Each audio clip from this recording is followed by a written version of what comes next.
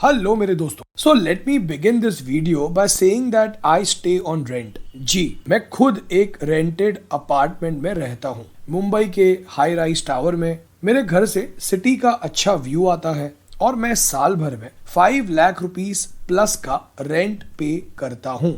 और अभी कुछ दिनों पहले हमारे एक दूर के रिश्तेदार हमारे घर आए और उन्होंने एज यूजुअल इन्वेस्टिगेट करना शुरू किया और पूछा कि रेंट कितना भरते हो। और जब मैंने उनसे कहा कि 5 लाख रुपीस प्लस, तो तुरंत उन्होंने मुझसे एक और क्वेश्चन पूछा कि इतना ज्यादा का रेंट पे करते हो बेटा, तो खुद का घर क्यों नहीं खरीद लेते। सो आई एम श्योर कि आपके मन में भी ये सवाल आया ही होगा। So let's try to understand the logic. लेकिन आगे कुछ समझे उससे पहले, मैं हूं भाविन, सर्टिफाइड फाइनेंशियल प्लानर, और आप देख रहे हैं YouTube channel the art of wealth building, आपका 1 point destination to seek an unbiased consultation on personal finance. So let's look at this screenshot. अब इस घर की मार्केट वैल्यू है 1 करोड़ 90 लाख रुपीस और रेंट है 5,04,000 rupees per year, which means कि rent value is only 2.65% of the house value. So now let's assume the first situation कि हमारे पास ये 1 करोड़ 90 लाख रुपीस अवेलेबल है जो हमने एफडी में रखे हैं, और इन पैसों पर हमें 4.9% का रिटर्न आता है पोस्ट टैक्स, और प्रॉपर्टी की वैल्यू 6% से अप्रिशिएट होती है हर साल looking at the past data. और प्रॉपर्टी की वैल्यू अप्रिशिएट होगी तो रेंट भी 6% से इंक्रीज होगा हर साल, विच मीन्स कि फर्स्ट ईयर में हमें इंटरेस्ट मिलेगा 9,31,000 रुपीज का, और 5,04,000 रुपीज का रेंट पे करने के बाद जो बैलेंस 4,27,000 रुपीज होगा वो हम दोबारा 4.9% इंटरेस्ट रेट पर इन्वेस्ट कर देंगे। तो अगले साल कॉर्पस की वैल्यू बढ़कर हो जाएगी 1 करोड़ 94,47,000 रुपीज और प्रॉपर्टी वैल्यू बढ़कर हो जाएगी 2 करोड़ 10,40,000 रुपीज।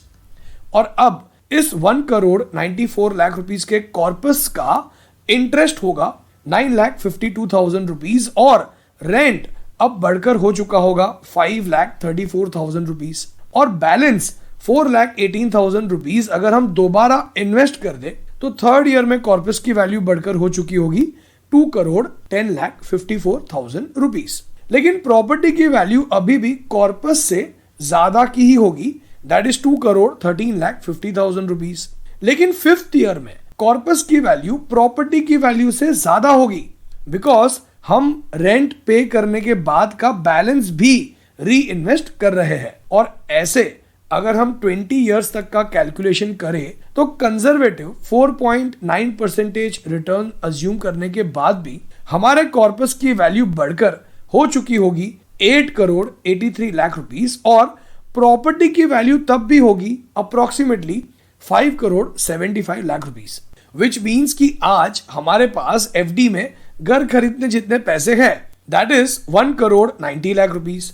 और अगर हम इन पैसों के इंटरेस्ट से रेंट पे करते हैं और इंटरेस्ट में से रेंट पे करने के बाद के बैलेंस अमाउंट को री इन्वेस्ट करते हैं, तो 20 इयर्स बाद चांसेस है कि हमारे पास प्रॉपर्टी खरीदने के बाद भी पैसे बचेंगे, क्योंकि हमारे कॉर्पस की वैल्यू प्रॉपर्टी की वैल्यू से ज्यादा की होगी। और यहां हमने सिर्फ 4.9% कंसिडर किया है, लेकिन किसी का रिस्क एपेटाइट थोड़ा ज्यादा का है, और अगर हम इस 4.9% को बढ़ाकर 7% भी कर देते हैं तो 20 इयर्स बाद का corpus amount would be almost 14 crore rupees. और इन 20 इयर्स में टोटल रेंट जो हम पे करेंगे वो होगा 1 करोड़ 70 लाख रुपीस का, लेकिन टोटल इंटरेस्ट जो हमें मिलेगा 4.9% के हिसाब से वो होगा 3 करोड़ 88 लाख रुपीस। लेकिन उसके बावजूद हमारे पास 8.83 करोड़ की एफडी होगी और तब भी हम प्रॉपर्टी खरीद पाएंगे। अब यहां तो हमने ये कंसिडर किया है कि हमारे पास प्रॉपर्टी की वैल्यू का एग्जैक्ट अमाउंट अवेलेबल है, that is 1 crore 90 lakh rupees जो हम एफडी में इन्वेस्ट कर रहे हैं। सो now let's look at the second situation, जहां हम रेंट पर रहते हैं वर्सेस घर को लोन पर खरीदते हैं तब क्या होगा। और इस सिचुएशन को समझे उससे पहले, क्या आपको पता है कि घर की ईएमआई पे करने के साथ साथ आपको अपने बाकी फाइनेंशियल गोल्स जैसे कि इन्फ्लेशन एडजस्टेड रिटायरमेंट, कार खरीदना, वेकेशंस, बच्चों की हायर एजुकेशन जैसे गोल्स को भी अचीव करना होता है। और अगर आप अपना पर्सनल फाइनेंशियल प्लान बनवाकर ये समझना चाहते हैं कि कैसे आप इन गोल्स को अचीव कर सकते हैं, तो व्हाट्सएप कीजिए इस नंबर पर। So now let us look at this screenshot. Let's assume कि हम 1 करोड़ 90 लाख रुपीस की प्रॉपर्टी का 25% यानी 47,50,000 रुपीस का डाउन पेमेंट करते हैं और बैलेंस 1 करोड़ 42,50,000 रुपीस का लोन लेते हैं 9% इंटरेस्ट रेट पर फॉर 20 ईयर्स। तो हमारे इस लोन की ईएमआई बनती है 1,28,200 rupees per month, which means की एनुअल ईएमआई बनेगी 15,38,532 रुपीस। और अगर घर हमारा अपना है तो हमें घर का मेंटेनेंस भी देना होगा, which is assumed as 72,000 rupees per year. लेकिन अगर हम होम लोन लेते हैं तो हम बैंक इंटरेस्ट पेमेंट पर मैक्सिमम 60,000 रुपीज का टैक्स भी सेव कर सकते हैं, विच मीन्स कि हमारा टोटल आउटफ्लो ईच ईयर होगा EMI 15,38,532 plus 72,000 rupees maintenance minus 60,000 rupees tax saved equals 15,50,000 rupees. और अगर हम घर ना खरीद कर रेंट पर रहते हैं तो 15,50,000 रुपीज में से 5,04,000 रुपीज का रेंट पे करने के बाद हमारे पास 10,46,000 रुपीज का बैलेंस अमाउंट सेव होता है, जिसे अगर हम लॉन्ग टर्म के लिए 10% पोस्ट टैक्स के हिसाब से इन्वेस्ट कर दे तो ये अमाउंट बनेगा 11,51,000 रुपीज। अब नेक्स्ट ईयर एनुअल ईएमआई तो सेम 15,38,000 रुपीज ही रहेगा, लेकिन मेंटेनेंस महंगाई बढ़ने के कारण 6% से बढ़कर 76,320 रुपीज होगा और टैक्स भी 60,000 रुपीज का ही सेव होगा। So the net outflow will be 15,54,000 rupees और रेंट भी 6% से बढ़कर 5,34,000 रुपीज हो जाएगा और बैलेंस अमाउंट ऑफ 10,20,000 रुपीज को इन्वेस्ट करने पर टोटल अक्यूमुलेटेड अमाउंट होगा 23,88,000 रुपीज।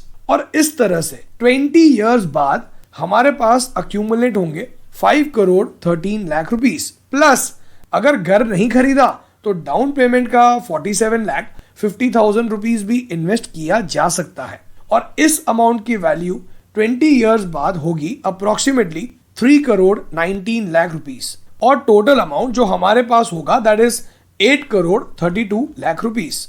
और अगर प्रॉपर्टी का प्राइस 7% से भी अप्रिशिएट होगा तो प्रॉपर्टी की वैल्यू होगी 7 crore 35 lakh rupees. So normally ना हमें यह कहा जाता है कि rent is a waste of money, लेकिन अगर हम सही से डिसिप्लिन होकर प्लानिंग करके और रेंट पे करने के साथ साथ पैसों को सही से इन्वेस्ट भी करें तो rent is not always a waste of money. अब ये जरूरी नहीं है कि घर खरीदना हमेशा इज अ बैड डिसीजन, और ये डिसीजन डिपेंड करता है हर किसी की सिचुएशन पर। So now let's try to understand कि घर कब खरीदना चाहिए और कब रेंट करना चाहिए। अगर आप इन्वेस्टमेंट के लिए घर खरीद रहे हैं तो अवॉइड कीजिए, क्योंकि rental percentage to the value of the property is not more than 3%।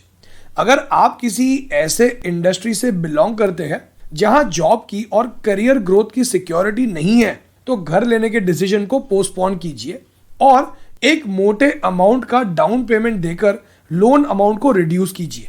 अगर आपका जॉब ट्रांसफरेबल है और अगर आप खरीदे हुए घर में एटलीस्ट 12 to 15 ईयर्स तक नहीं रहने वाले तो रेंट पर ही रहना बेटर होगा। और ये इंश्योर कीजिए कि आप ज्यादा से ज्यादा पैसे इन्वेस्ट करते हैं। नॉर्मली ना लोग बड़ा घर लेते हैं और बहुत ज्यादा ईएमआई कमिट करते हैं, जिसकी वजह से वो अपने बाकी गोल्स अचीव नहीं कर पाते। अगर आप ये समझना चाहते हैं कि आपके लिए क्या सही होगा, आपकी इनकम, एक्सपेंसेस, गोल्स को कंसिडर करने के बाद, और अगर आप अपना पर्सनल फाइनेंशियल प्लान बनवाना चाहते हैं तो व्हाट्सएप कीजिए इस नंबर पर। So now let's try to understand कि आपको घर कब खरीदना चाहिए। अगर आप अपना पहला घर खरीद रहे हैं और अगर आप उस घर में एटलीस्ट 15 ईयर्स तक रहने वाले हैं तो आपको घर खरीदना कंसिडर करना चाहिए। आपके पास घर की वैल्यू का एटलीस्ट 30% डाउन पेमेंट अवेलेबल है आपके पास एटलीस्ट 1 बरस तक के एक्सपेंसेस का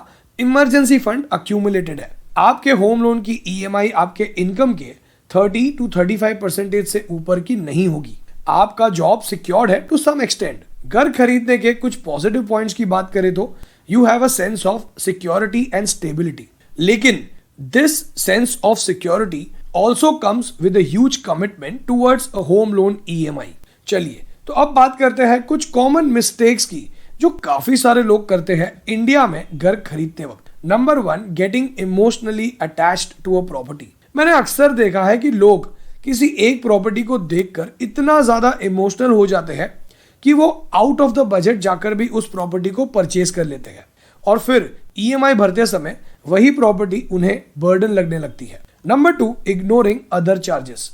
घर खरीदना सिर्फ लोन ईएमआई तक ही सीमित नहीं होता। घर खरीदने के बाद घर में इंटीरियर करवाना पड़ता है, मेंटेनेंस देना पड़ता है, घर को रजिस्टर करवाना पड़ता है। यूजुअली ना लोग घर खरीदते समय इन सारे एक्सपेंसेस को कंसिडर ही नहीं करते और उनका पूरा फोकस बस लोन अमाउंट और ईएमआई पर ही होता है। Number 3, buying a house bigger than your requirement. अक्सर लोगों को लगता है कि एक ही बार तो घर खरीदना है और ऐसा सोचकर ही लोग जरूरत से ज्यादा बड़ा घर खरीद लेते हैं। और हमें इस बात का ख्याल करना जरूरी है कि बड़े घर का खर्चा भी तो बड़ा ही होता है। आपको ईएमआई ज्यादा देनी पड़ती है, घर का मेंटेनेंस ज्यादा होता है और भी बहुत कुछ। Number 4, known the developers history. हमारे कई सारे ऐसे क्लाइंट्स हैं जिन्होंने लोन ले लिया है और ईएमआई भी भर रहे हैं पिछले कई सालों से, लेकिन अब तक उन्हें घर का पोजेशन नहीं मिला है और कंस्ट्रक्शन डिले हो चुका है। ऐसे में वो ईएमआई भी पे कर रहे हैं प्लस रेंट भी दे रहे हैं,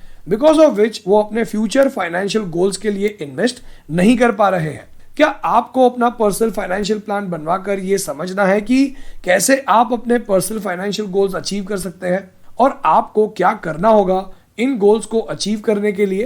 तो व्हाट्सएप कीजिए इस नंबर पर अपना पर्सनल फाइनेंशियल प्लान बनवाने के लिए। अगर आपको इन कैलकुलेशन से कुछ सीखने मिला और क्लैरिटी मिली कि आपको क्या करना चाहिए तो इस वीडियो को लाइक जरूर कीजिए, चैनल को सब्सक्राइब करके बेल आइकन पर क्लिक कीजिए और ऑल पर जरूर क्लिक कीजिए, तो आपको हमारे हर वेडनेसडे और संडे वाले वीडियोस अपलोड होते ही नोटिफिकेशन मिलेगा। आप हमारी वेबसाइट theartofwealthbuilding.com पर भी विजिट कर सकते हैं और अगर आप हमें इंस्टाग्राम पर फॉलो नहीं करते तो अभी the art of wealth building search करके फॉलो कर सकते हैं। एंड फाइनली इस वीडियो को एंड तक देखने के लिए और आपका कीमती समय देने के लिए आपका बहुत बहुत धन्यवाद।